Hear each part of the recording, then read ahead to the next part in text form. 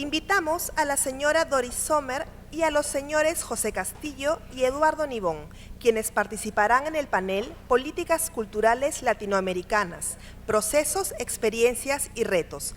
Invitamos también al moderador, señor Félix Locio, especialista en políticas de cultura.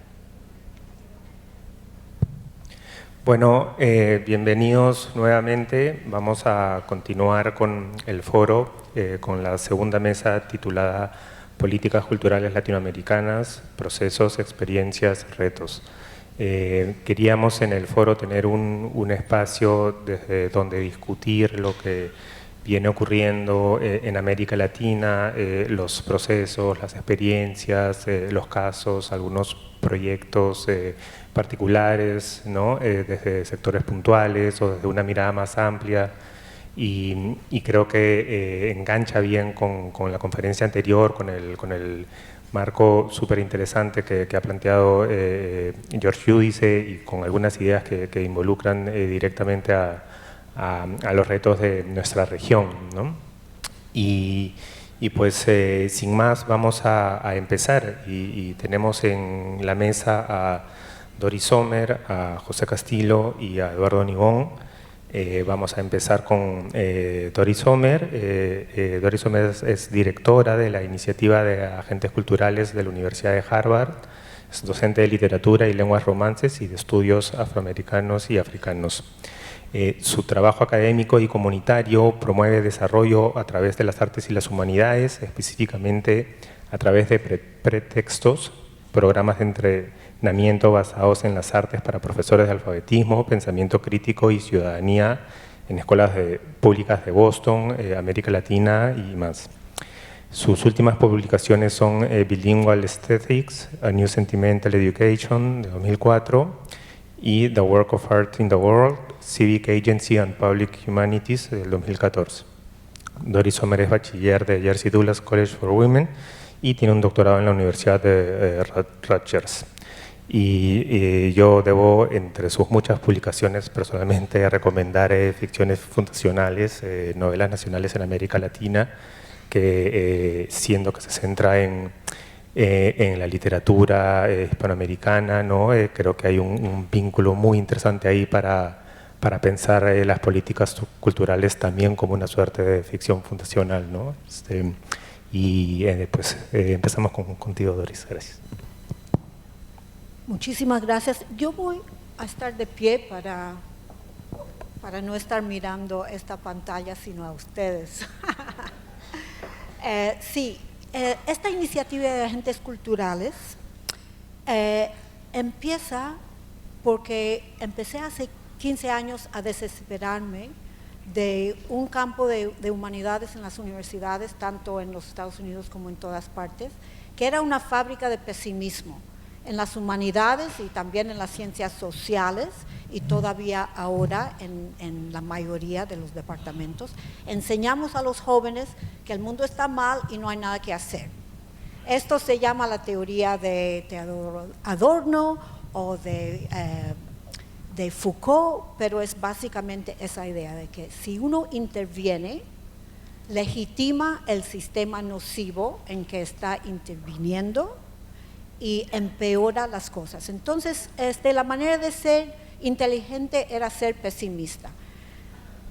Y eso me pareció no solamente criminal, sino aburrido. Entonces empezamos a retomar una línea, una herencia cívica en las humanidades, y el primer humanista, artista insigne que a mí me inspiró fue Augusto Boal. ¿Y por qué me gusta ahora mencionar a Boal? Porque es teatrero, había sido director marxista durante los años muy peligrosos en Brasil, y de hecho se quedó en la cárcel casi un año durante la dictadura. Pero estando en la cárcel y reflexionando sobre lo que es ser director, que le dice a todo el mundo qué hacer, cuándo intervenir, cómo hablar, cuándo salir, se dio cuenta que ser director se parece algo a ser dictador. Entonces cambió de práctica. ¿Y qué empezó a hacer? Empezó a ser facilitador del teatro. Empezó a ser como ese artista, actor japonés que mencionó el señor ministro, que no solamente mira la luna, sino hace mirar la luna, hace soñar. Para Boal no hay espectadores, hay actores. Todos somos artistas, todos nos responsabilizamos por el desarrollo de lo que está pasando en el escenario. Y él fue mi primer mentor e inspiración. Y después conocí a varios magníficos agentes culturales que cambian la vida a través del arte, la vida pública a través del arte. Uno es Antanas Mockus, si ustedes no conocen al exalcalde de Bogotá, pregúntenme después porque no tengo mucho tiempo y ahí abundo.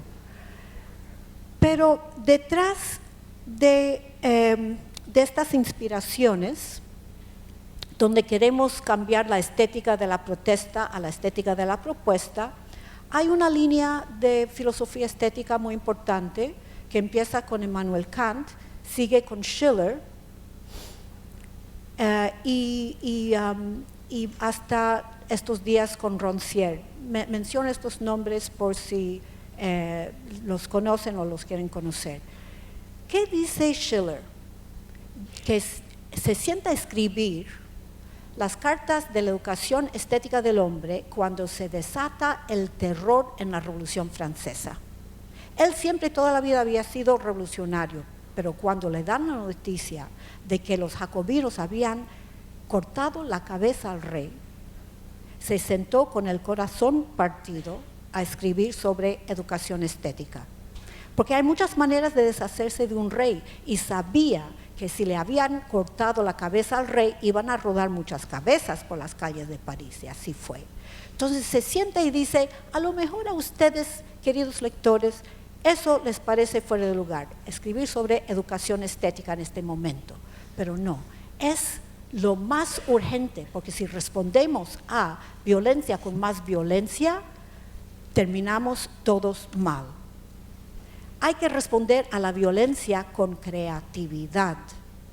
Y gracias a nuestra formación humana, no formación todavía, pero nuestras facultades humanas, algunas atrofiadas, pero ahí están para desarrollarlas, tenemos entre la pasión de un lado y la razón por otro lado, tenemos otra pulsión, porque esas dos primeras siempre van en pugna. ¿Cuál es la primera pulsión? La pulsión creativa. Él acuñó allí una palabra, Spieltrieb, la pulsión a crear, a jugar y crear. O sea, cuando uno se siente en un aprieto, que hace uno si es plenamente humano, saca una nueva forma, un nuevo gesto, una nueva palabra, otra manera de sorprender al contrincante y entablar con una persona desconcertada e intrigada. Eso es lo que hace el arte. Entonces, ¿qué es el arte? Y aquí en la misma línea de estética filosófica quiero mencionar a los formalistas rusos. ¿Qué es el arte según uno que se llama Víctor Shklovsky? El arte es artificio. El arte es una manera de hacer, no es el producto. Él no dijo que es artefacto, es proceso. Es qué hacer. O sea, cuando el ministro habló del camino, no como las piedras, sino de las prácticas que se hacen en torno a ese camino. Cuando habló de la faja como algo inmaterial, obviamente una faja es material, pero lo importante allí es el qué hacer, la productividad, la creatividad que tenemos todos. Entonces, mi colega George Giudice habló recientemente de una nueva dimensión de cultura que empieza a coger mucha importancia desde los años 80, cuando cultura ya no es una cosa de élite, sino de todos. O sea, siguiendo esa misma inspiración de Schiller. Y de Rancière, ¿no? Que dice que lo sensible tiene que ser para todos. La diferencia que yo quisiera considerar aquí entre la definición antropológica de cultura Y otra definición de cultura es que lo antropológico tiende a respetar las prácticas que ya existen.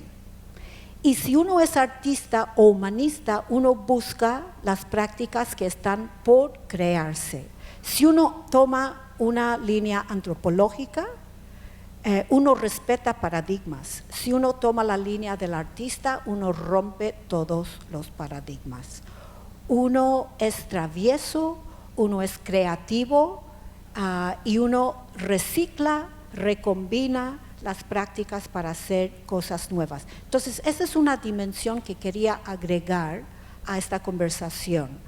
Y digo que son dos dimensiones de la palabra cultura que vienen también de Raymond Williams. Raymond Williams volvió a su trabajo de profesor de cultura y de literatura en Oxford después de 4 años en la Segunda Guerra Mundial. Entonces vuelve a casa y dice, yo no entiendo inglés. En 4 años el idioma ha cambiado tanto que yo no entiendo mi propio idioma y mucho menos una palabra que a mí me atañe como cultura. Entonces fue investigando y se dio cuenta que cultura quiere decir 2 cosas, sino 2 cosas opuestas. Como digo, para los científicos sociales y muchas veces los que toman decisiones estudian política, economía. Para los científicos sociales es una herencia de prácticas que ya existen. Difícilmente se ve la cultura como un campo de desarrollo. Uno tiene que respetarla, uno tiene que preservarla, pero como campo de desarrollo difícilmente se ve como. Pero si uno es artista o humanista y ve que lo que existe es materia prima para recombinar, arremeter contra lo que ya existe, entonces uno tiene la idea de cómo puede entenderse la cultura como campo de pleno desarrollo. Cuando George habla de la dimensión digital como una oportunidad para hackear, para intervenir, para recombinar, yo les quiero proponer que el arte es siempre eso. Yo aprendí con los recicladores que la buena literatura es material reciclado. ¿Qué hacemos al escribir? ¿No? Usamos palabras ya utilizadas, imágenes, temas. O sea, siempre reciclamos, intervenimos, tergiversamos, respetamos porque utilizamos. Somos usuarios. Me gusta mucho el tema que menciona George. Somos todos usuarios. Al ser usuario, el material no se queda estable. Ahí tenemos mucho combustible para el desarrollo, para la innovación. Entonces,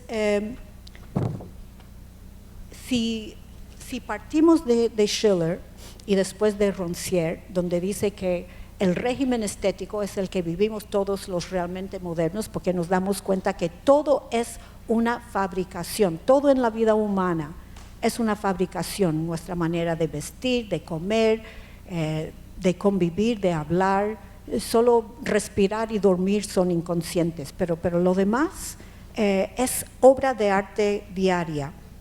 Entonces, ¿cómo nos responsabiliza a cada uno ese Spieltrieb?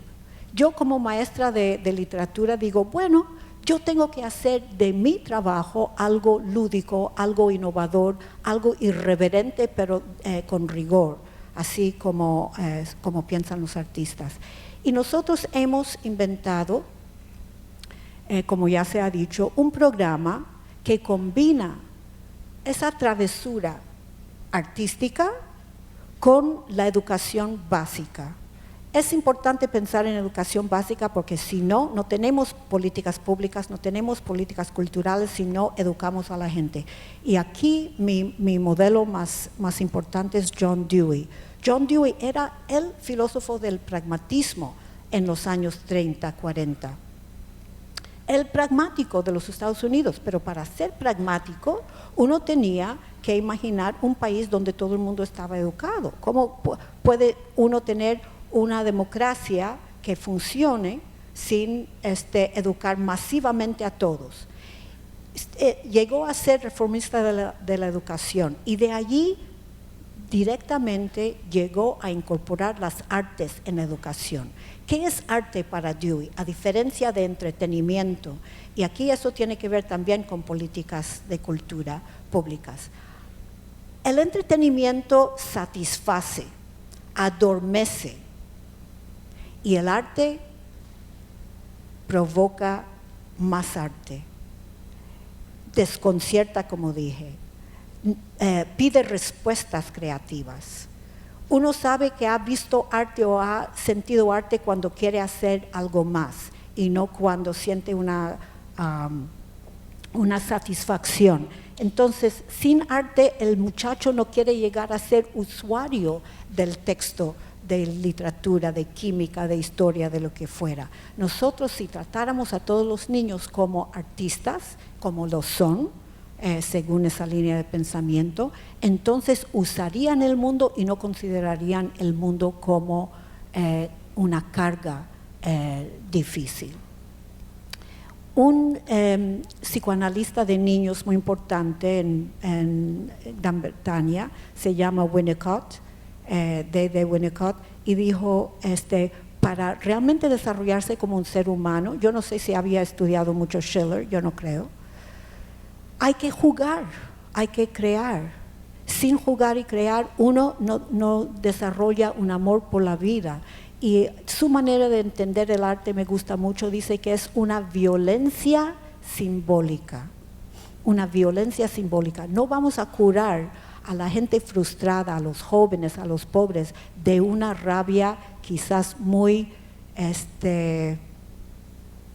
natural, muy entendible. No vamos a curar a mucha gente de su encono, pero si canalizamos la rabia, hacer arte, hacer educación lúdica, creativa, irreverente, entonces habremos hecho algo como gestores culturales. Yo quiero, no sé, no me queda mucho tiempo, ¿no? Entonces, vamos a prescindir de un PowerPoint que en otro momento les puedo enseñar. El PowerPoint, sí, vamos a enseñar dos o tres imágenes y después pasar al pequeño video en YouTube. El PowerPoint, por favor. Susana. Ok. Aquí, en el mundo de cultura, tenemos la oportunidad de enriquecer lo que quiere decir reparación simbólica. Este país, Colombia, donde he estado recientemente, tiene un desafío de reparar simbólicamente. Esto es un chiste triste, ¿no?, donde la reparación va viento en popa y las víctimas quedan atrás. Pero la idea, el concepto se acuñó en Sudáfrica porque sin lo simbólico no hay manera de reparar a tanta gente. Sí, yo tengo el control. Entonces, con los monumentos oficiales no pasa nada. Las cortes ponen monumentos y no le interesa a la gente. Sin embargo, cuando las mismas víctimas, los sobrevivientes, se sientan a hacer una práctica, así como las fajas o ese camino, se empieza a reparar. Esto es un tejido enorme del tamaño de este escenario, hechas por las viudas de Mampoján, que retratan allí no solamente el trauma reciente de la masacre, donde los blancos ahí arriba están vestidos como paramilitares, sino que entienden conceptualmente toda la carga del trauma de la trata. Y ganaron el premio de la paz. Esto es otra obra bellísima de dar entierro digno a cadáveres anónimos. Esto es un museo popular en Siloé, en Cali. Allí la gente deja restos de masacres y puede ir a recoger cosas con tal de dejar otras. Es un museo interactivo, popular. Aquí unos abogados han presionado a la ONU con retratos enormes de algunos enfermos de la epidemia de cólera que la ONU desató en Haití. Ahora, ¿por qué hace falta la alfabetización? ¿por qué nosotros podemos reparar como gente instruida, educada, a través de la alfabetización? Porque la alfabetización, la lectoescritura es uno de los indicadores más estables en todo tipo de desarrollo, económico, político, socioemocional, y todos aquí sabemos leer y escribir. ¿Por qué no hacemos una campaña lúdica, artística, cultural de alfabetización? Y lo digo porque eso es una de las destrezas que compartimos todos. Y aquí termino. ¿Por qué hace falta? Eso todavía está en inglés también. Yo le pregunté a mi amigo editor en Bogotá de dónde viene este cómic que me mandó, y no me lo supo decir, y nadie me lo sabe decir porque ese es el aula de clase en el mundo entero. ¿Qué pasa cuando sentamos a los niños en filas? Cuando una persona al frente sabe todas las preguntas y respuestas, y hablamos de democracia. Estamos enseñando autoritarismo y corrupción, porque la gente ahí atrás no tiene que hacer caso. Entonces, hay una necesidad muy grande de recobrar las buenas prácticas de alfabetización y educación con artistas. Esto es García Lorca. Aquí hay una bibliotecarias heroínas de Kentucky durante la depresión. Miren, la campaña de alfabetización en Cuba. Esto no son fusiles, son lápices. Y las tasas son increíbles. Eso es en un par de meses. Bajaron aún más el analfabetismo. Y me hizo pensar en otra imagen cuasi militar. Esto se llama arma de instrucción masiva. Es un tanque que se usó en Buenos Aires contra la población y ahora está forrado de libros que se reparten en barrios pobres. Allí voy, en Nicaragua se superó lo que se hizo en Cuba, y termino con una imagen de Bilbio Burro. ¿Ustedes no conocen Bilbio Burro? Pues no tengo que decir más. Bueno, entonces mi manera de lanzar la campaña de alfabetización es con pretextos y un video de 3 minutos y medio les puede decir mucho más de pretextos, y van a ver gente que se ha apropiado de sus propias prácticas culturales, porque lo que es pretextos es usar cualquier texto que el maestro tiene que impartir, pero convertir al maestro en facilitador, que no tiene que tener todas las respuestas, y usar artes locales que les gustan a los niños y a los maestros a interpretar. ¿Sí? Entonces, el video, por favor. Por encima del río, sobre las copas verdes de las casuarinas, vuelan parvadas de cachalacas verdes. Esto también es lo que nos gusta. Ahora los ladridos de los perros se oyen aquí, junto a nosotros. No tenía ni idea de qué se iba a tratar. Pensé que era cualquier curso rapidez de texto que nos iban a hablar. Llegamos a las 2:30 a realizar el curso. Nos entregaron un texto de Juan Rulfo que se me hizo una enredadera.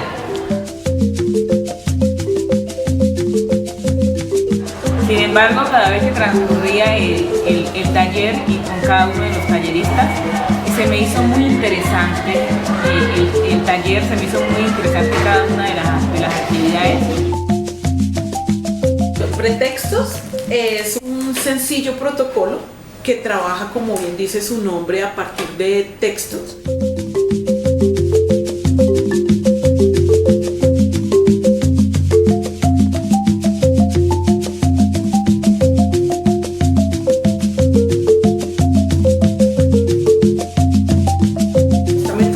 A partir de los textos trabaja 3 ejes fundamentales que se articulan como opiniones, y estos ejes son la lectoescritura, la ciudadanía y la innovación. Y ahora somos 4 porque de poquito ya nos vamos separando. La innovación viene de la mano de las prácticas artísticas que se desarrollan en un taller de 5 días aproximadamente, un taller que está propuesto por las personas que participan en el taller. El primer día, los facilitadores que se están capacitando reciben una instrucción por parte de un facilitador que ya conoce la experiencia, y los días subsiguientes el grupo propone sus propias actividades que provienen del arte para entender y apropiar la metodología.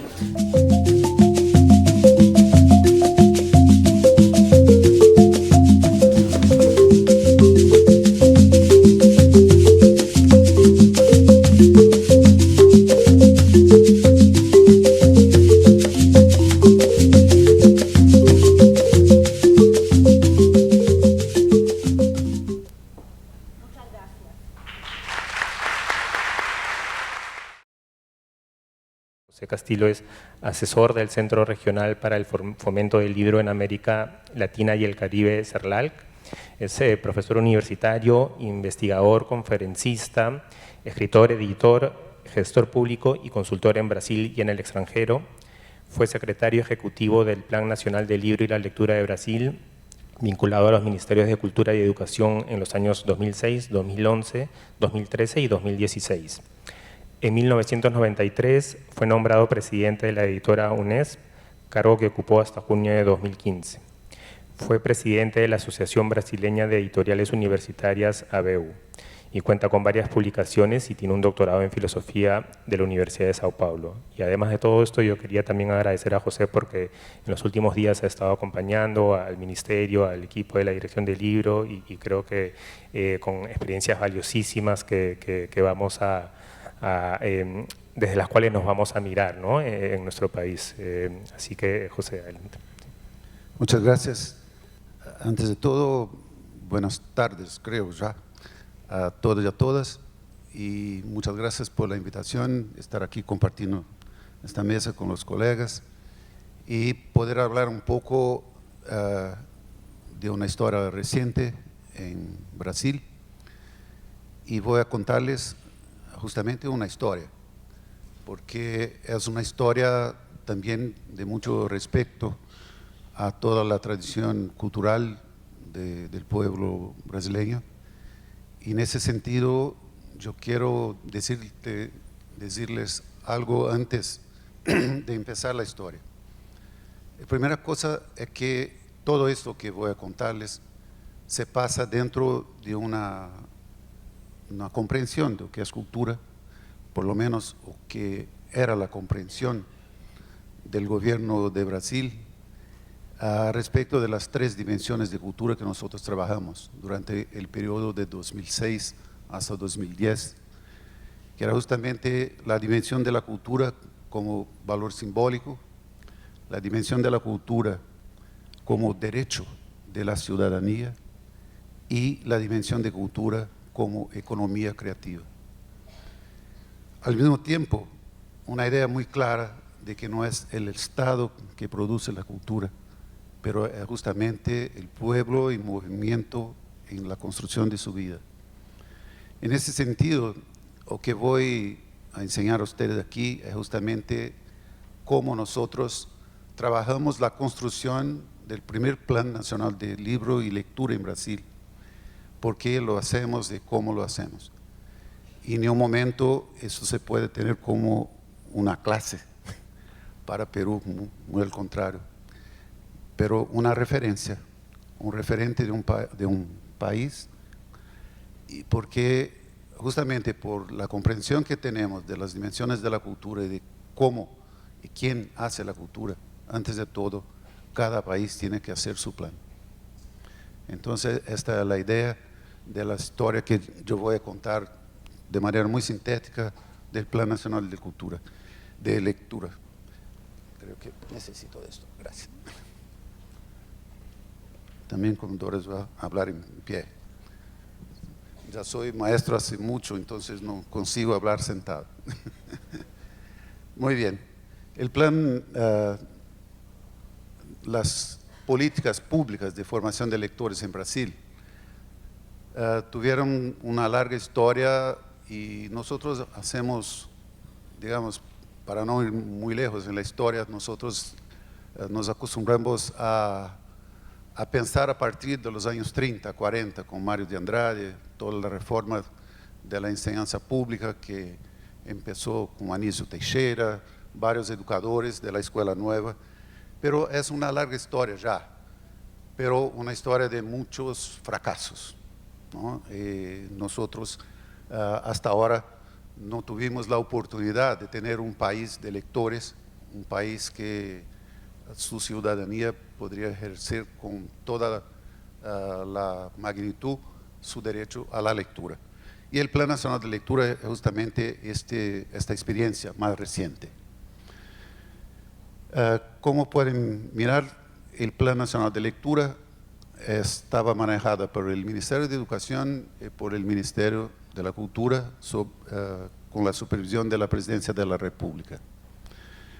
Hay un contexto político muy importante que es, sin duda, en nuestro caso, y creo que de todos nosotros, es fundamental para que una cosa como un Plan Nacional de Libre Lectura se pueda imponer de manera total.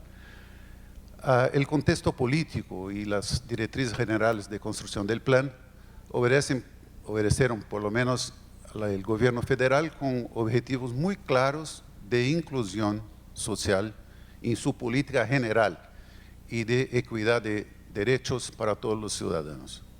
El segundo, la idea de que dentro de la educación brasileña se empezó a trabajar con una concepción sistémica, como la llamamos, de educación, a educación y formación escolar de todos los ciudadanos en esta abordaje sistémica, comprendiendo el sistema educativo en toda su complejidad y no solamente como una manifestación unilateral de enseñanza, pero una interacción entre el alumnado, los estudiantes, los maestros, el contexto social, muy dentro de una perspectiva ya muy conocida en toda Latinoamérica, en todo el mundo, con una concepción básica, pero no solamente de él, pero básica de Paulo Freire, ¿no?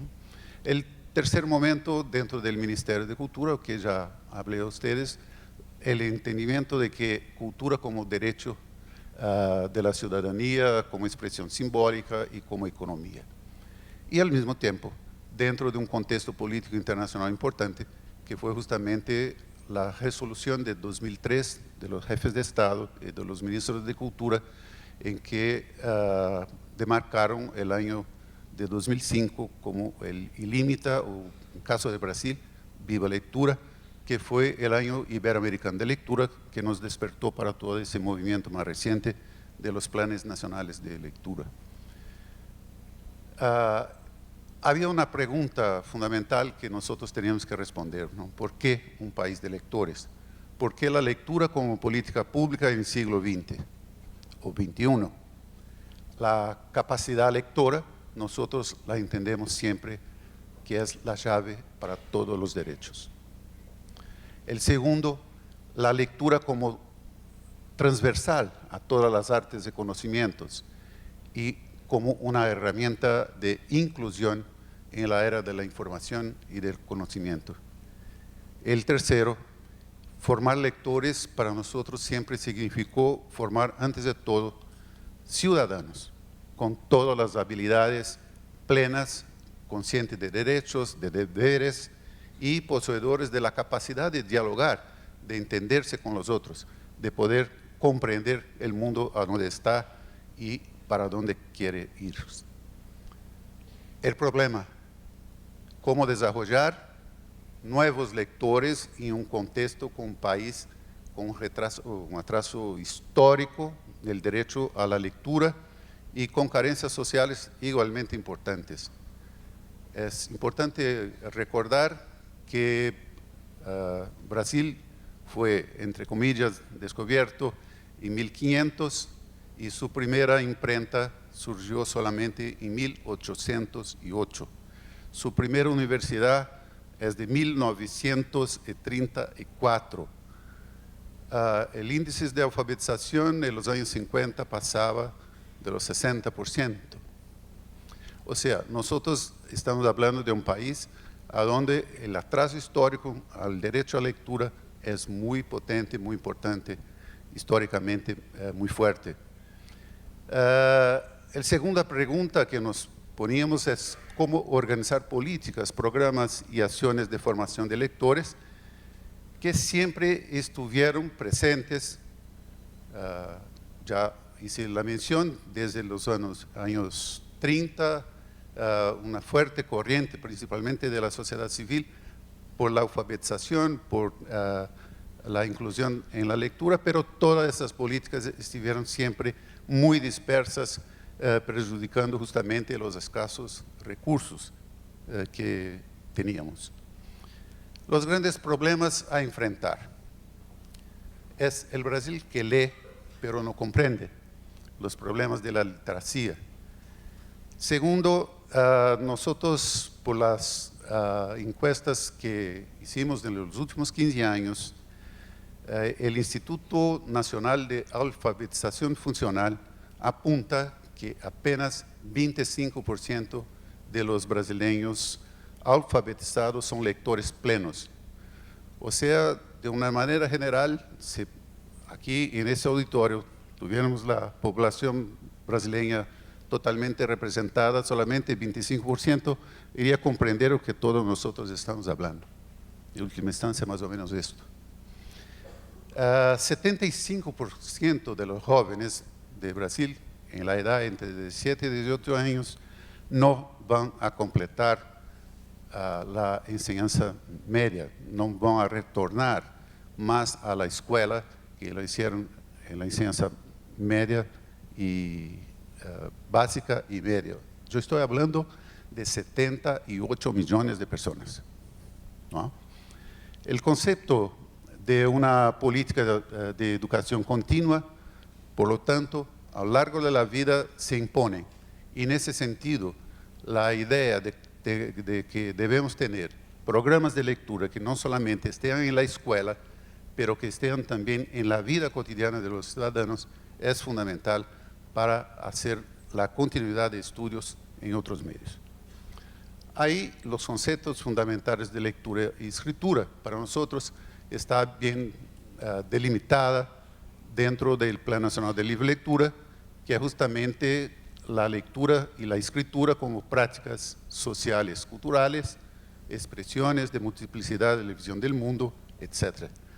Y el concepto del plan justamente va para más allá de la escritura alfabética y la capacidad de descifrar caracteres, pero parte justamente de una compleja comprensión de que nosotros debemos, antes de todo, tenerla como un sentido.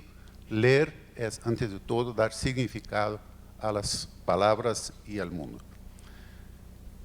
Dos exigencias se impusieron y nosotros entendemos esto desde el principio, en 2005, cuando empezamos a trabajar con el plan.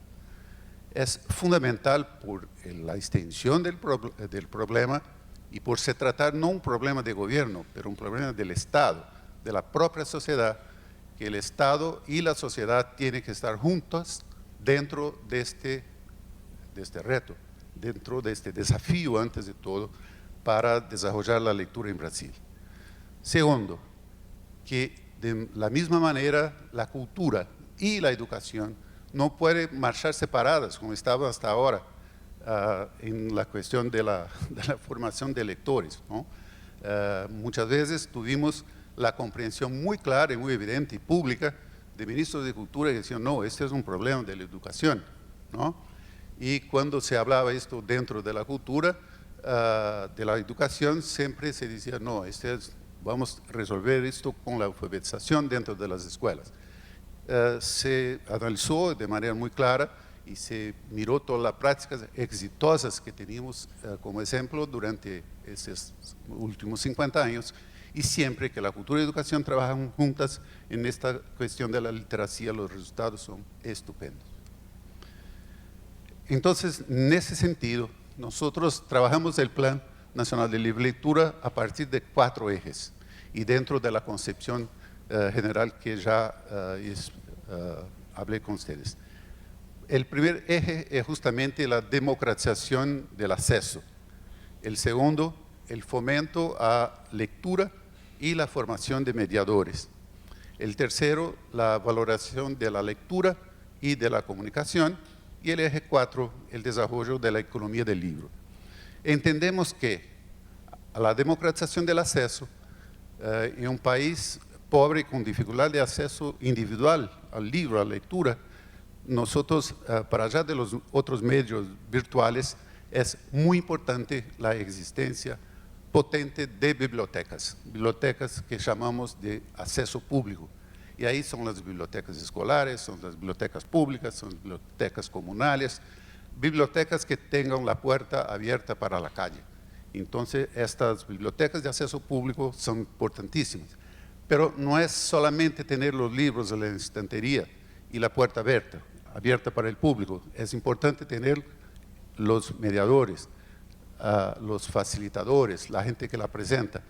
Al mismo tiempo, valorar la lectura es algo fundamental, no tenerla como un objeto cualquier, pero algo que sea fundamental para el desarrollo personal y de la nación. Y el último punto, el desarrollo de la economía del libro, porque es muy importante que cada uno de nosotros, de nuestros países, tengan sus editoriales independientes, editoriales que hacen el diálogo de la cultura acumulada literaria de su nación con el restante del mundo y para sí propio, dentro de su propio país. La primera estrategia y prioridad en la construcción del plan fue justamente el gran problema que acabó con, cuando implementamos, demostró con mucha claridad la falencia de un mito, ¿no? de una mentira histórica que teníamos, que el brasileño no le gusta leer. En verdad, el brasileño, creo que con todos los países, no es que no le gusta leer, el brasileño es impedido de leer a partir incluso del primer paso para la lectura, que es tener el acceso, ¿no? Tener el acceso al libro. Entonces nosotros trabajamos a nivel del Ministerio de Cultura con el programa Bibliotecas Vivas, que sea la implantación y modernización de bibliotecas, y también en la mediación un programa muy grande que se llama Agentes de Lectura. Dentro del Ministerio de Educación trabajamos para perfeccionar algunos programas que ya estaban se desarrollando, como el Programa Nacional del Libro Didáctico y el Programa Nacional de la Biblioteca Escolar. Modificar el concepto es importante para hacer la viabilización también del acceso, porque no podíamos también mantener bibliotecas cerradas, bibliotecas a donde la gente se sentía mal, a donde no se podía quizá hablar con el otro, ¿no? Entonces la idea fue justamente trabajar con la reformación, digamos, de profesores lectores y bibliotecarios lectores, ¿no? Hacer de la biblioteca un polo realmente difusor, un polo a donde la gente puede sentirse bien acogida, que se pueda tener espacios de convivencia antes de todo. La pregunta,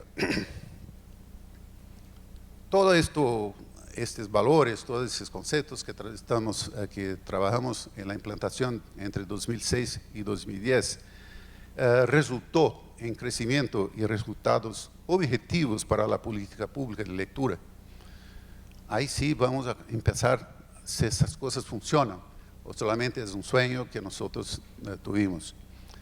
Por ejemplo, yo voy a recortar, porque sería muy tedioso trabajar todos los datos, analizar solamente las acciones e inversiones del Ministerio de Cultura, que como siempre creo en todos los países es el más pequeño, ¿no?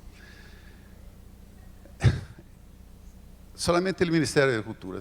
Si ustedes miran antes del plan y después del plan, y ahí estamos solamente hasta el año 2009, si se pone un año más que se quedó fuera del diapositivo, esto pasa junto con los presupuestos de los municipios, pasa de 120 millones de reales en el año de 2010. Entonces hay claramente, a partir de la planificación, de los objetivos muy claros, no solamente hubo una otra dimensión de la discusión, de la importancia de la lectura, con el país, pero también dentro del gobierno, ¿no? Dentro de los ministerios que tienen la posibilidad de aportar plata para el desarrollo de programas. ¿Y dónde buscamos el acceso? ¿A dónde fue toda esa inversión? Justamente porque nosotros concentramos también dentro de una larga demanda de cosas que teníamos que hacer, nosotros nos concentramos en los 4 primeros años de implantación justamente para tener el acceso. Entonces, instalación de bibliotecas. Brasil tenía más de 1.700 ciudades que no tenían bibliotecas públicas, no tenían ni una biblioteca, ¿no? En un total de 5.655 municipios, 1.700 no tenían. Cuando terminamos en 2010, había solamente 30 ciudades que no tenían bibliotecas. Entonces, fue una larga inversión en ese sentido. La modernización de bibliotecas dentro de la idea de la biblioteca viva, puntos de lectura, que justamente salió de los puntos de cultura, y Jorge ya habló aquí en caso de Brasil, y los agentes de lectura, que fue justamente la mediación. Hay apenas algunos datos para ustedes tener la dimensión de la cosa. Instalación de bibliotecas, teníamos modelo 1, 2, 3, depende, ahí es solamente el modelo 1, que es un acervo, mobiliario, equipamiento. Por ejemplo, son 1.081 municipios sin bibliotecas en este modelo 1, y hay todas las instalaciones 2007 hasta 2010. Modernización también, acervo, mobiliario, equipos de apoyo. En este caso, eran municipios que ya tenían bibliotecas y nosotros lo modernizamos, ¿no? Fueron al total, entre 2008 y 2009, 787 bibliotecas modernizadas. El punto de lectura fueron más de 514 en 2008, 825 en 2009, y se pasaba en todas las partes del país, en todos los cantos, en las favelas, en el campo, en las plazas, en centros comunales, o sea, en todas las partes. Y los agentes de lectura, una pena que no tenemos mucho tiempo, que también hay un video increíble de los agentes de lectura, y la idea de formar mediadores de lectura justamente ubicados en su comunidad, ¿no? Los agentes no venían de Brasilia, no venían de São Paulo, no venían de Recife, de Salvador, pero venían de su propia ciudad. Entonces los agentes fueron formados por la Cátedra UNESCO de Lectura de la Pontificia Universidad Católica de Río, y a partir de esto empezaron a hacer trabajos dentro de sus propias comunidades. Iban a la casa de la familia, ganaban una bicicleta, una mochila, 200 libros, una gorra, y así partían para hacer el trabajo con sus vecinos. En 2009 fueron 4.000 agentes, 9 estados, 16 municipios. Para tener una idea de un ejemplo de biblioteca promotora de lectura, de inclusión, la creación de la Biblioteca Parque, muy inspirada en el caso de Colombia y en Medellín, a la comunidad de Manguinhos, en Río de Janeiro, una población de 36.000 personas. Estas fotos demuestran más o menos la situación del barrio, muy carente de Río, y la instalación de la Biblioteca Parque. El problema es que realmente la biblioteca ahora está cerrada por el actual gobierno. Entonces esta es la idea de que cómo se quedó la biblioteca en medio justamente a un barrio como aquel. Entonces esto fue hecho no solamente en una gran biblioteca como esta, pero en muchos otros lugares del país, ¿no? Y para cerrar, los resultados y las metas alcanzadas. Primero, es importante decir que el tema del libro, lectura, literatura y biblioteca ha vuelto a ser parte integral de la vida cultural y educacional del país. Hoy es imposible hablar de cultura en Brasil sin hablar de políticas de lectura, ¿no? Segundo, el plan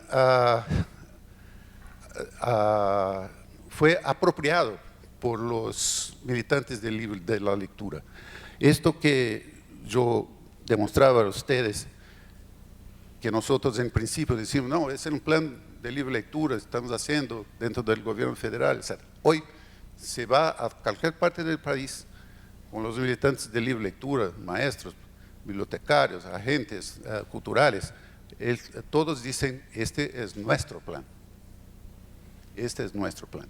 Entonces, fue esto después de muchísimas, solamente para implantación hicimos casi 200 reuniones por todo el país durante un año y medio. Un diálogo intenso con la población, antes de todo, escuchando.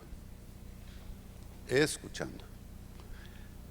Tercero, la investigación, retratos de lectura en Brasil, apuntó un crecimiento de 6%.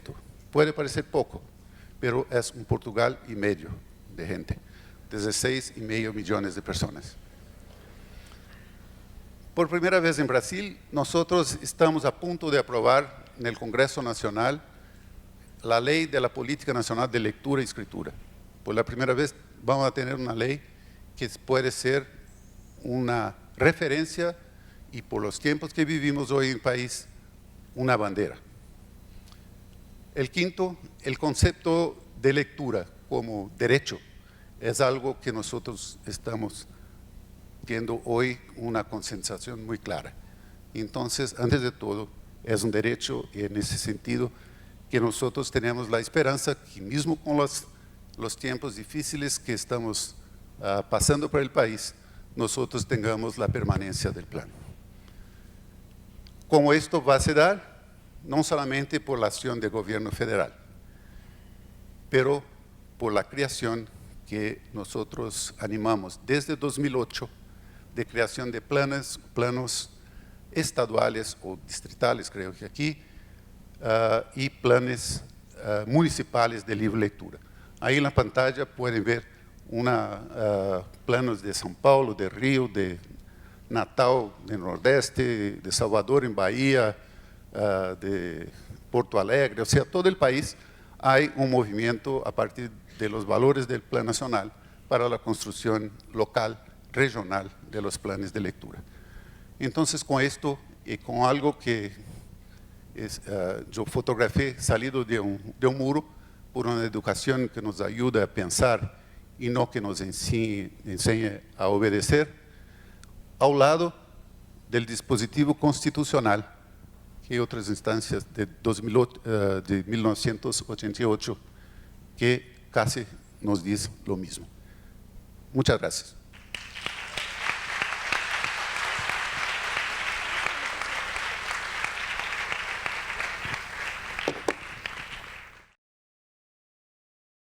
Pasamos entonces a nuestra tercera ponencia con Eduardo Nibón. Eduardo es profesor del Departamento de Antropología de la Universidad Autónoma Metropolitana de Iztapalapa.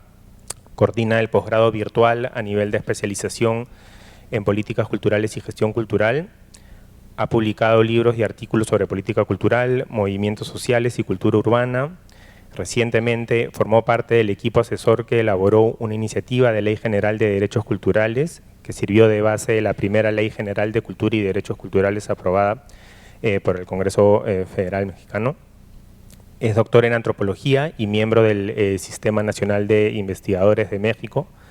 Y bueno, además de todo esto, yo recomiendo fuertemente seguir sus textos y sus conferencias que están colgadas en YouTube, porque es bastante, al menos particularmente,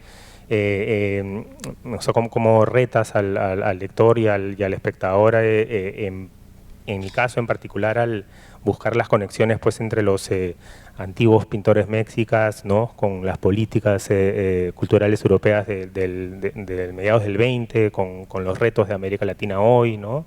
Entender esa complejidad del sector es algo que nos invita constantemente Eduardo, ¿no? Y bueno, pasamos a... Pues muchas gracias por la presentación. Yo voy a tratar de ajustarme a los 15 minutos que nos dijeron que debíamos ocupar para nuestras presentaciones y voy a tratar de presentar 10 ideas, 10 puntos, 10 temas que van a ser telegráficos porque el promedio será de 1 minuto y medio por cada uno de estos temas. y entonces será así muy rápido, muy fugaz. Antes que todo quiero manifestar que estoy muy contento de estar en Lima, de estar en Perú. Es la primera vez que estoy, era un deseo muy grande mío. Lástima que no pudo venir mi mujer porque ella estaba todavía más apasionada y bueno, se quedó en casa supliéndome en una clase que me tocaba hoy en la mañana. Y al mismo tiempo pues agradecer a todos los organizadores y por esta invitación. Y con esto termino el primer punto que me tocaba y paso al segundo. Y el segundo punto es pues simplemente un señalamiento, con el éxito que ha tenido en relativamente poco tiempo el concepto política cultural. Si analizamos brevemente desde la primera conferencia en que se discutió el texto por parte de la UNESCO, en la conferencia, un seminario en Mónaco en 1966 que definió política cultural, a lo que vemos ahora sobre los debates sociales que llegan a niveles municipales, donde los participantes en un ayuntamiento, simplemente activistas, están demandando una política cultural.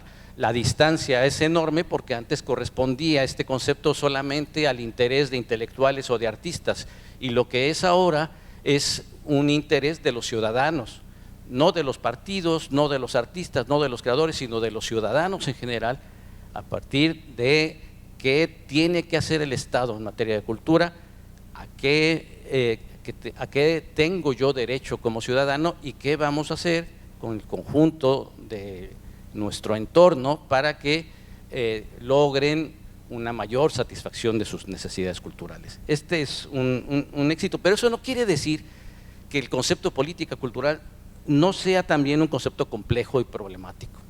Y para enunciarlo simplemente como problema, yo lo puedo plantear de esta manera. ¿Qué sucede cuando la cultura es objeto de política? Me parece, el problema al que le tenemos que dar vuelta, y que por lo pronto lo dejo planteado aquí para volver más adelante. Y yo preparé un PowerPoint que no quiero que presenten porque ya me di cuenta que quedó incompleto ante lo que yo quería decir. Y la idea que voy a seguir ahora a partir de este momento es mirar la política cultural a partir de la cooperación cultural internacional, y tratar de ver en algunos momentos de la cooperación, destacar algunos puntos. El primero que yo puse en mi PowerPoint y que ahora se los cuento nada más, es que en 1912 se celebra la segunda conferencia panamericana en México. La primera se había celebrado en 1889 en Washington, pero aquella primera conferencia fue cuando menos de muy poco agrado para los participantes mexicanos, porque el tema estaba en los acuerdos aduanales. Ese era el tema de 1889 en la conferencia de Washington, y en la que se celebra en 1901-2 en México. El tema también sigue siendo ese y muchos otros más, pero digamos ahí se fraguan los primeros acuerdos de cooperación panamericana, porque se acuerda establecer un programa interamericano de arqueología. Por ejemplo, en ese momento México estaba realizando las primeras grandes excavaciones arqueológicas. Teotihuacán era uno de los puntos fundamentales. También se acuerdan cuestiones sobre el libro, sobre el intercambio del libro. Se acuerda hacer una conferencia de geografía en Río. En fin, hay una serie de acuerdos ya culturales en 1902, y se puede decir que es el origen de la cooperación cultural internacional. Pero hay un hecho muy curioso también de la cooperación, y es que todos los países, incluido México, estaba preocupado. Se acuerda del intercambio de maestros también y de intelectuales, pero estaban preocupados qué pasa cuando nos llegue a nuestro país un maestro muy inteligente, pero que era anarquista, como se llamaba en aquellos momentos, pues a la gente de izquierda, a la gente antiestado, a la gente revolucionaria. ¿Qué pasaba con ello? Y también se acuerda en ese momento un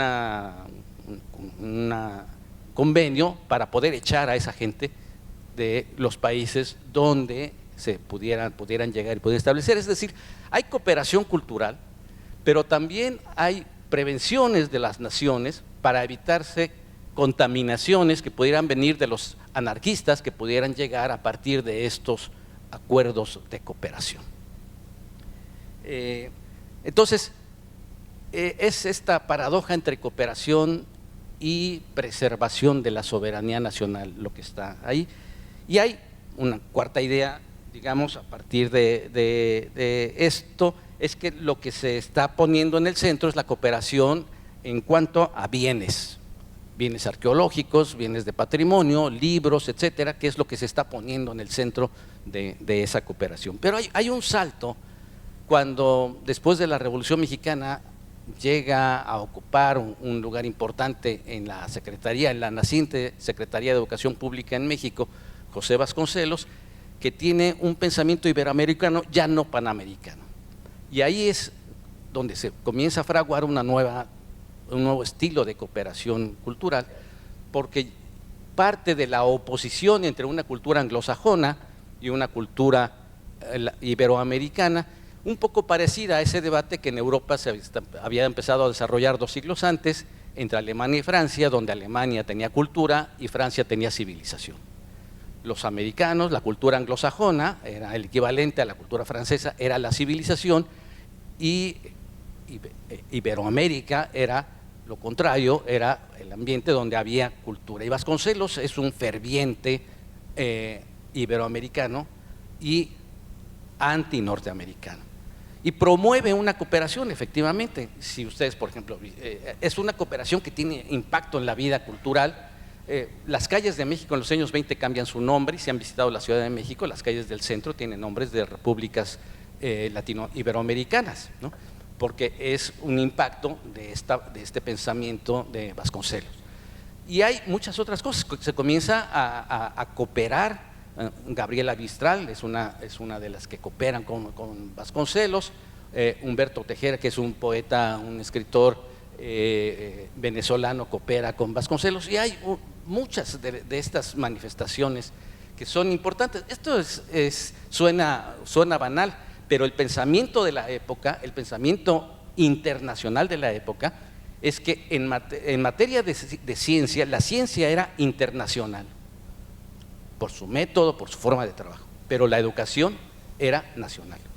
Es decir, no se pensaba que en la educación pudiera haber intervención extranjera. Y el hecho de que Vasconcelos invitara como colaboradores a extranjeros como la Mistral o Tejera, ya plantea un pensamiento interesante sobre lo que puede ser la cooperación en el momento. Y México ya en esa década de los 20 se abre también a los activistas extranjeros. Por ejemplo, Aya de la Torre, saben que funda el APRA en México, y además con un pensamiento no solo americano, sino indoamericano, ¿no? que está ahí. México se vuelve un lugar al que llegan, y es una tradición mexicana que ha sido valiosísima para mi país, que lleguen tantos intelectuales, sabemos, siempre y cuando no se metan en la política mexicana, ¿no? O sea, Fidel Castro y Che Guevara fueron detenidos en México en 1956 y estuvieron unas cuantas semanas en la cárcel, y luego los dejaron para que se embarcaran en el Tuxpan para hacer la revolución en Cuba. Pero todo eso estaba muy bien siempre y cuando no se metieran en los asuntos mexicanos. Pero aquí es algo interesante, porque el eje de la cooperación con Vasconcelos, y esto tiene un eco en toda América Latina, ya no es el intercambio de bienes como con aquella primera conferencia, sino es la identidad.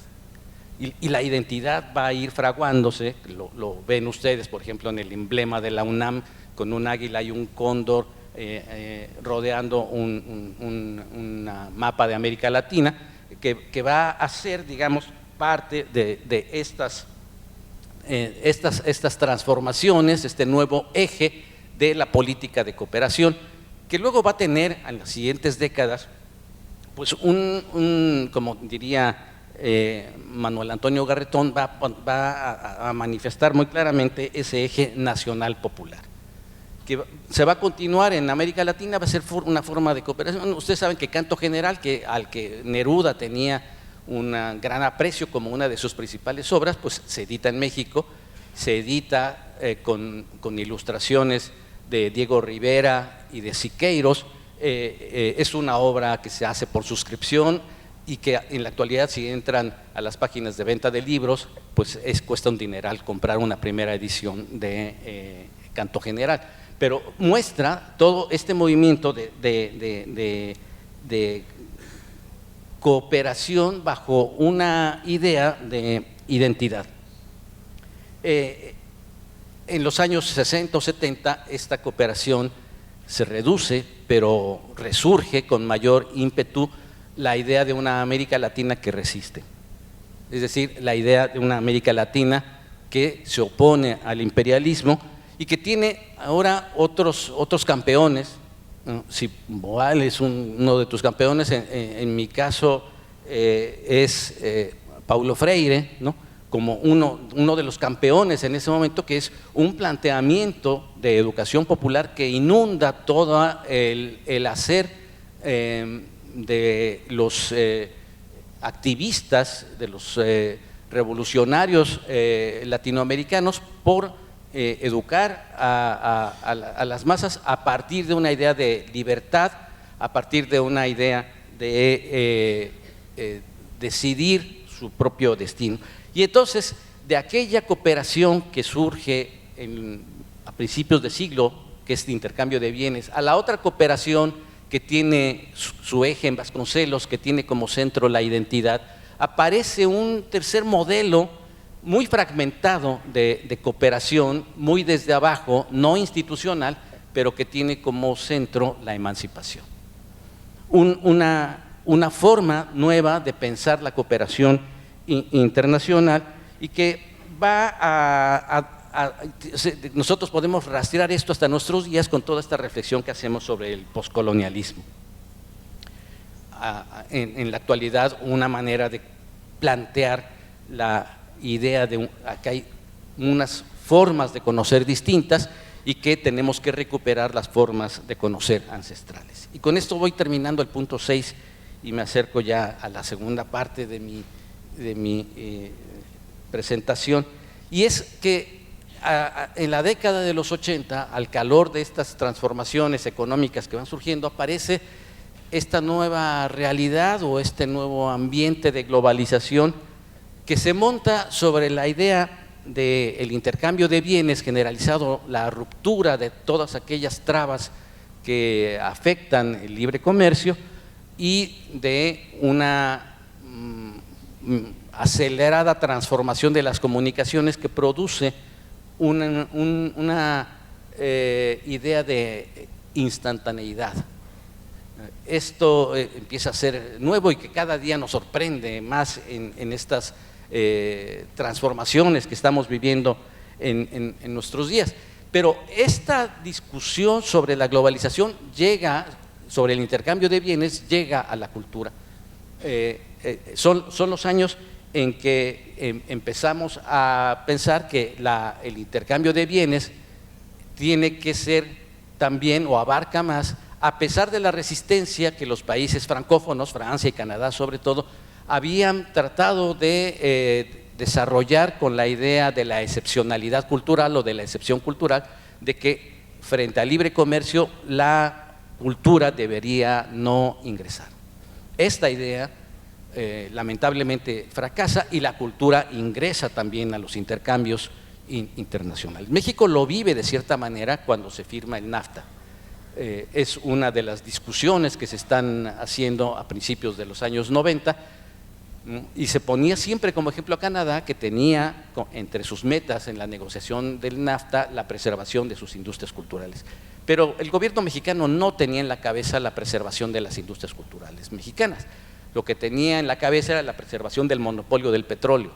Y sobre ese punto, ¿no?, había una gran distancia en el interés del gobierno mexicano en qué debía priorizarse.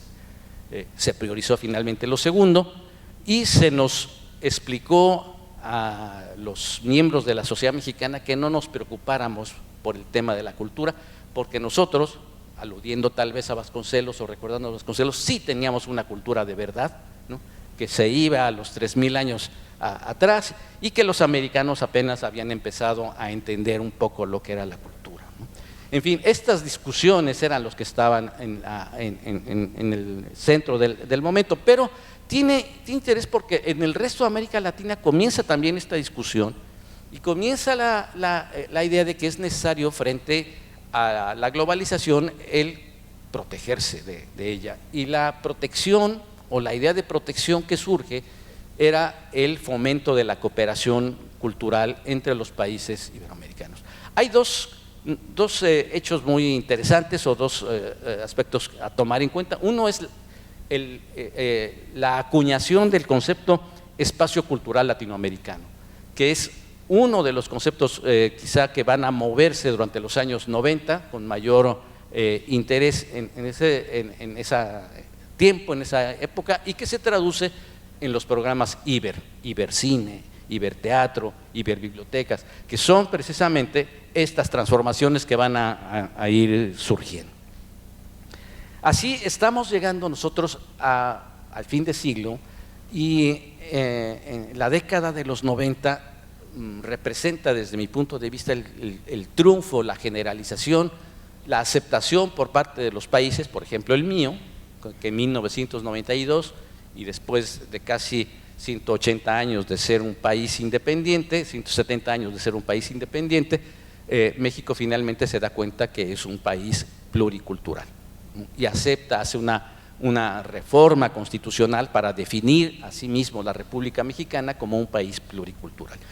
Es la década de la diversidad cultural, es la década en que el paradigma de la diversidad cultural se impone en el conjunto de América Latina, se acepta por la sociedad y se acepta por las instituciones de gobierno. Las instituciones se definen a sí mismas como defensoras de la diversidad y del pluralismo cultural, lo cual es una transformación que viene asociado al triunfo también del nuevo constitucionalismo latinoamericano, que es un proceso que está desarrollándose en este fin de siglo. En casi todos los países hay una reforma y este nuevo constitucionalismo intenta incorporar no solamente una modalidad de organización del Estado, sino también los intereses que la sociedad había cultivado, desarrollado, expresado a lo largo de años. Se acerca, digamos, el nuevo constitucionalismo a demandas vinculadas con movimientos sociales, sin ser exactamente constituciones revolucionarias,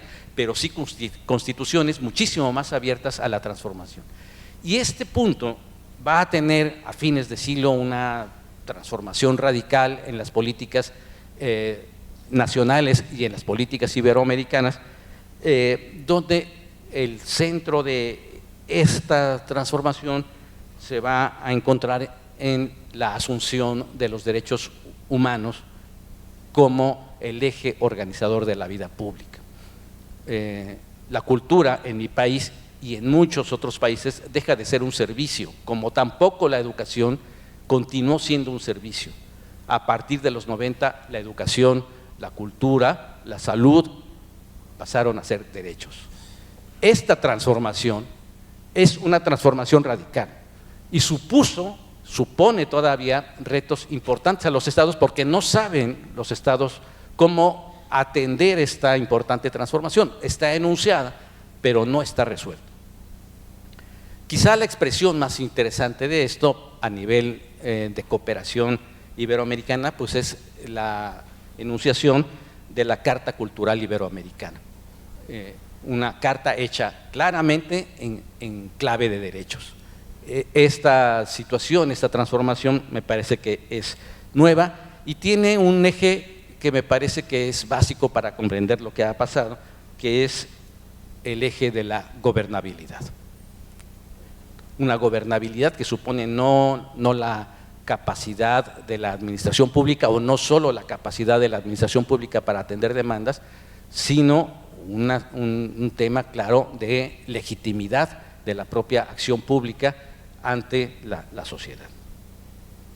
Entonces voy al punto 9, estamos tratando de reconocer o de identificar las distintas plataformas de las políticas culturales y los distintos retos. hay en el mundo y en América Latina 3 grandes plataformas de lanzamiento de las políticas culturales, cada una con una vertiente. Una es propiamente lo que atañe a las obligaciones del Estado, que se traduce en normas y en instituciones. América Latina ha transformado radicalmente su institucionalidad cultural y lo que tenemos en el siglo XXI son ministerios de cultura en casi todos los países porque responden a esta transformación. Hay la otra plataforma, que es la plataforma del desarrollo, una plataforma que nace también en los años 60, 70 y que ha tenido su expansión, sus debates alrededor de la producción de bienes y servicios culturales y de su intercambio. Y hay una plataforma en relación con la democracia que tiene su eje fundamentalmente en la diversidad. Esta plataforma de la democracia se manifestó originalmente a partir del acceso a los bienes y servicios culturales y la participación en las instituciones, pero con el cariz claro a fines de siglo de que esto debe respetar la diversidad. Estas son las plataformas de lanzamiento de las políticas culturales, pero esto no resuelve los problemas porque entro al último punto que yo tenía pensado presentarles con la pregunta que les hice al principio: ¿qué pasa cuando la cultura es objeto de políticas? ¿Qué está sucediendo con esto? ¿Qué es lo que ocurre? Y este es un tema que es, por un lado, luminoso y por el otro lado tiene un punto, porque la asignación de objetivos públicos a la cultura, que en eso consiste, convertir la cultura en objeto de políticas, es asignarle objetivos públicos, supone, digamos, algo muy relevante para la cultura, imposición de fines públicos, pero a partir, se supone, de valores democráticos que los consideramos positivos. Si la lectura se asume como una política pública es porque se está asumiendo que la lectura es en sí misma o supone un valor democrático, pero todas estas cuestiones tienen siempre su lado adverso, su reverso, porque uno podría preguntarse si es mejor realmente alguien que sabe leer o alguien que lee mucho de una persona que no lee o que lee poco. ¿Es realmente mejor? Esta idea de que por leer somos mejores personas, por no leer somos personas que tenemos una calidad distinta, o por participar en la cultura, o por hacer música. También el Chapo Guzmán tiene sus gustos culturales y podríamos pensar que no por ello, ¿no?, tendría él necesariamente valores admirables en su. Entonces, estamos frente a eso.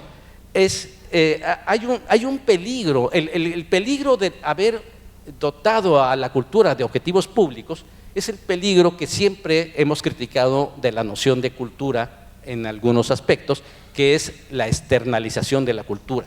Es decir, vamos a llevar cultura a ciertos sectores porque eso los hará más democráticos, más libres, tendrán más libertad, etcétera. Esa es la cuestión y ese es el riesgo que está. Y yo por eso me remito y usé como hilo conductor de mi presentación y de mi PowerPoint, que lo dejé por lo pronto para que lo vean los interesados nada más, seguí el hilo conductor de la cooperación, porque el hilo conductor de la cooperación nos muestra 3 grandes ejes: identidad, yo aludí al caso de Vasconcelos, emancipación en otro momento y gobernabilidad. Creo que dotar a la cultura, convertir a la cultura en un objeto de políticas, supone convencer a la sociedad, convencer a los que nos rodean. No que nos vamos a hacer mejores por la cultura, pero que si la cultura se generaliza como un espacio de acción pública aceptada por los ciudadanos, encontraremos una mejor vía para manifestar lo que somos, una vía para elegir, que es eso, que es emanciparnos, y una vía para dotarnos en nuestra sociedad y los estados modernos de una gobernabilidad de mayor calidad. Muchas gracias.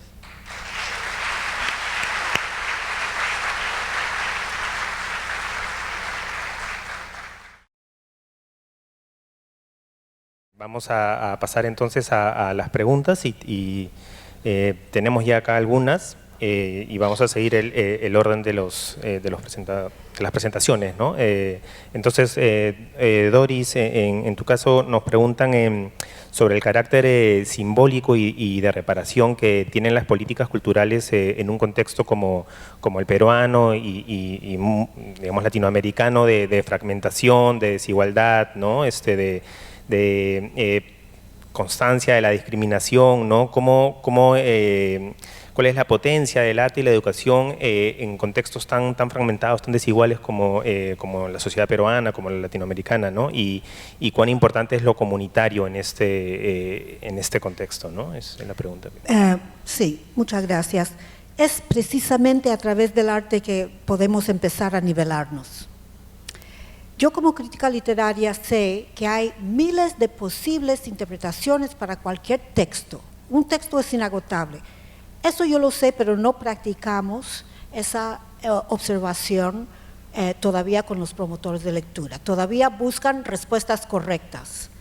Entonces, si nosotros organizamos las aulas o los puntos de lectura o las bibliotecas como espacios lúdicos, espacios democráticos, y usamos un texto leído en voz alta, así como se hacía en las fábricas de tabaco, en todo el Caribe, los mismos torcedores de tabaco, no sé si lo saben ustedes, hacían colectas de dinero todas las semanas y encargaban a un lector profesional a leerles. Ellos eran muchos analfabetos, pero eran todos intelectuales. ¿Qué es lo que querían los trabajadores que leyeran? Los textos más clásicos, más difíciles, más importantes que ellos habían, los que ellos habían tenido noticia. Piénsese por qué se llama todavía una marca de tabaco popular Romeo y Julieta, y Montesinos, y Hemingway. O sea, podían debatir e interesarse en cualquier cosa. Una población de intelectuales analfabetos. Eso es una cosa. Leer en voz alta, por gusto. Y después, en pretextos, lo que hacemos después de escuchar leer es hacerle una pregunta al texto. Si uno entra en un texto como cualquier niño inquieto, haciendo una pregunta, ¿quién no es igual? Es mejor tener grupos heterogéneos en las aulas porque las preguntas se multiplican de manera inesperada y uno empieza a interesarse y admirar a los prójimos. Yo aprendí de Antanas Mockus que admiración es la base de la ciudadanía, no tolerancia. Cuando toleramos, aguantamos al otro. Pero cuando admiramos, queremos saber más, escuchamos, eso es lo que tú empezaste a decir, escuchamos. Entonces, esto lo que democratiza aquí no es tanto el contenido, porque vamos por los contenidos más sofisticados, más difíciles, eso no es lo que democratiza, es la coreografía. Todo el mundo hace una pregunta, todo el mundo saca su obra en cualquier medio de arte que decidamos, y después todos reflexionamos juntos sobre qué hicimos. Entonces, ¿qué pobre en cualquier país no sabe sacar un producto bonito de lo que exista? ¿Quiénes son los mejores recicladores? ¿Los que tenemos recursos o que parece que no los tenemos? ¿Me entiendes? O sea, tratar a todos como artistas es una manera de empezar a nivelar y leer con mucha profundidad. Por eso, y quiero mencionar que con este ánimo del programa hemos sido identificados como el Premio de la Educación para la Paz por el Ministerio de Educación en Colombia. Ahora el 13 de noviembre se celebra el Foro Nacional y nosotros no ganamos un premio, somos el premio. El Ministerio ha visto que esto puede valer en cualquier barrio pobre, ¿sí? Trabajamos con médicos, con socios en salud aquí al norte, en el Cono Norte, en Caraballo, porque los médicos también saben que los pobres tienen que saber leer bien y creativa y críticamente para curarse de la tuberculosis. Y un mensaje que no leí al lado de la gráfica del maestro Hacha que convierte a los niños en bloques, es que en los Estados Unidos, los niños minoritarios, quiere decir negros e hispanos, de 8 años, o sea, tercer grado, que no saben leer, van a acabar en la cárcel. Los carceleros, si quieren saber cuántas celdas y cuántas camas preparar de allí a 10 años, sacan la cuenta de los niños chiquitos que no saben leer. Entonces, si queremos democratizar, si queremos una ciudadanía participativa, tenemos que ponernos todos en esas campañas. Y celebro mucho el trabajo de CERLAC y tuyo en particular, pero si nos uniéramos entre educación y artes, no solamente cultura patrimonial, porque un niño que es usuario de un texto no respeta.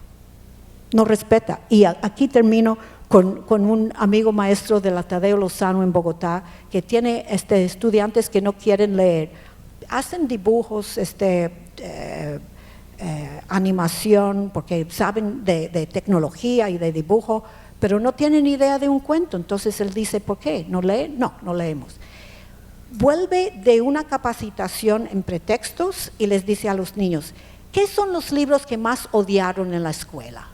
Y allí sí, se interesaron. Yo odié el Quijote, yo odié la Celestina, yo odié la Vorágine. Entonces sacan una lista de los libros más odiados y se convierten en blancos de ataque de las películas animadas que los niños van a hacer. En un semestre, esos niños renuentes a leer los clásicos, se leyeron todos 4 clásicos, porque cada equipo fue consejero y asesor de los otros equipos. ¿Sí? Entonces no tenemos que controlar energías y rebeldías, sino encauzarlas y hacer de la lectura una violencia simbólica. Y así democratizamos.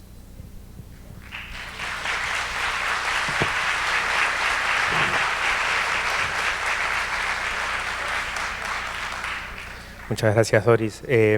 José, nos preguntan respecto a la importancia de la tradición oral en las sociedades latinoamericanas y cómo esta tradición se incluye o no en los planes de libro, de lectura, no en el formato libro, cómo se puede expandir, digamos, las políticas de lectura desde esta impronta oral que es parte pues, de la cotidianidad y la forma de acceder y producir conocimientos y sentidos de pertenencia, ¿no? Es una buena pregunta porque también puede clarificar un poco que nosotros entendemos por lectura, por escritura y antes de todo el respeto que se tiene que tener por todas las manifestaciones culturales de un pueblo. Es evidente que nosotros estamos hablando, cuando hablamos de todos los pueblos de América Latina, estamos hablando de mucha tradición oral.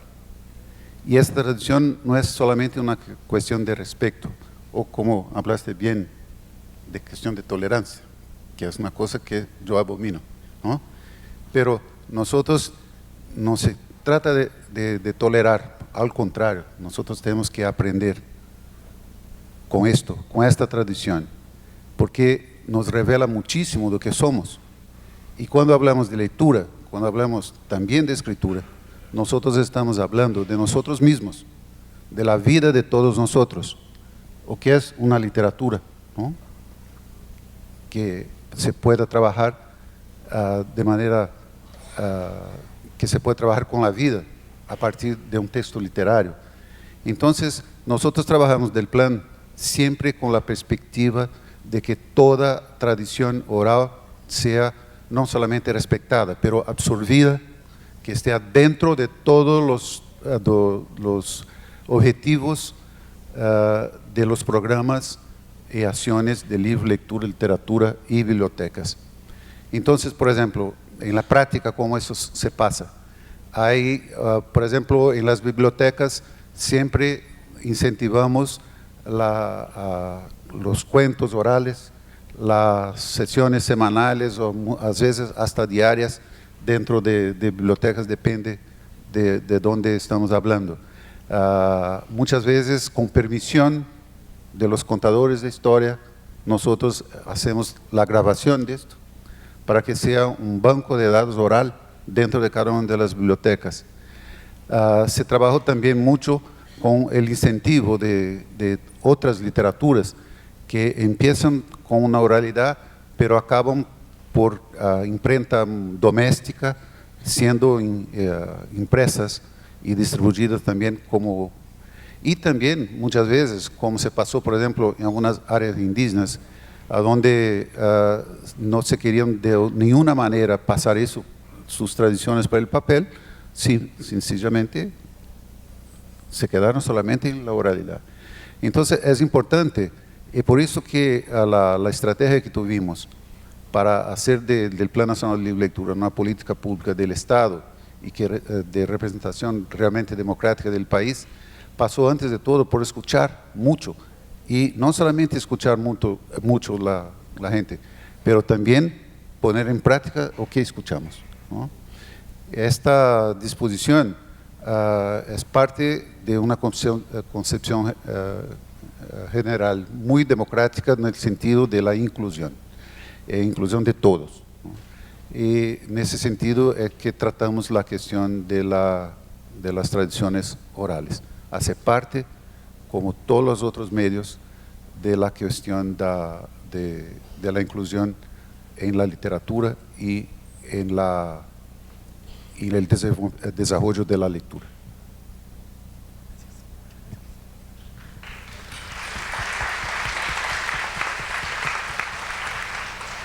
Y la última pregunta entonces para Eduardo. Eduardo, nos preguntan sobre los retos de gestionar la diversidad en un contexto que también busca la afirmación nacional, ¿no? O sea, cómo construir nación desde las políticas culturales, tomando en cuenta justamente la diversidad en el caso mexicano, latinoamericano en general.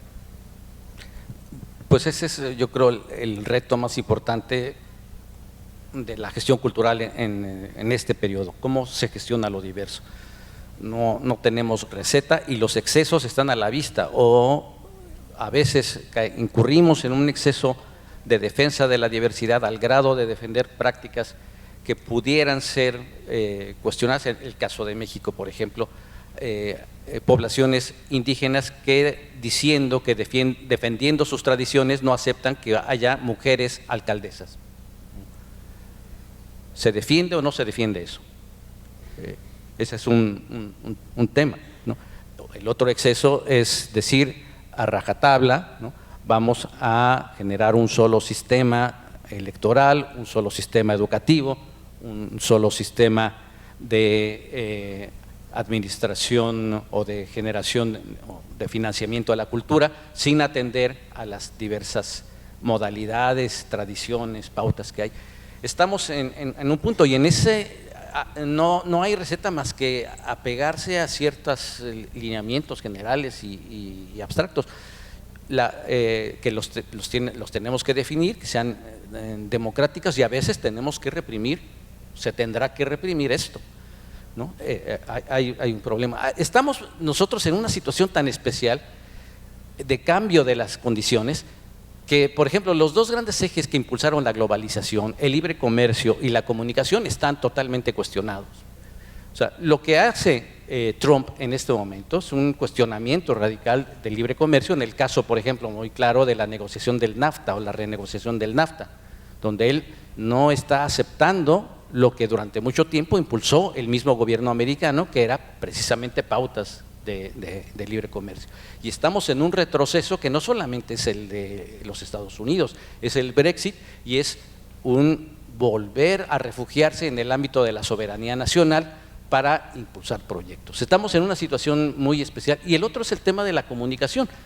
En esta semana leí un artículo sobre la intervención rusa en las elecciones norteamericanas, en un artículo de una periodista mexicana que decía: el año próximo tenemos elecciones, y concluía, dice: no piensen que estoy imaginando que va a haber una intriga rusa en las elecciones de México, pero la tecnología para intervenir en las elecciones ya está hecha. Es decir, no se necesita pensar que va a haber un hacker ruso interviniendo en las elecciones mexicanas, es que ya están las condiciones para que se produzca esa intervención. O sea, libre comercio y comunicación, que fueron el impulso de la globalización, hoy están totalmente en entredicho.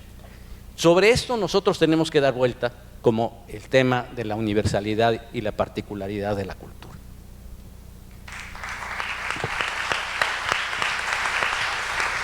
Pues muchas gracias a nuestros ponentes. Los invitamos a seguir tuiteando en Foro Internacional de Cultura y continuamos de inmediato con el siguiente panel. Gracias nuevamente. Gracias. Muchas gracias a los participantes de este panel. El Ministerio de Cultura les hace entrega de un presente en agradecimiento por su participación.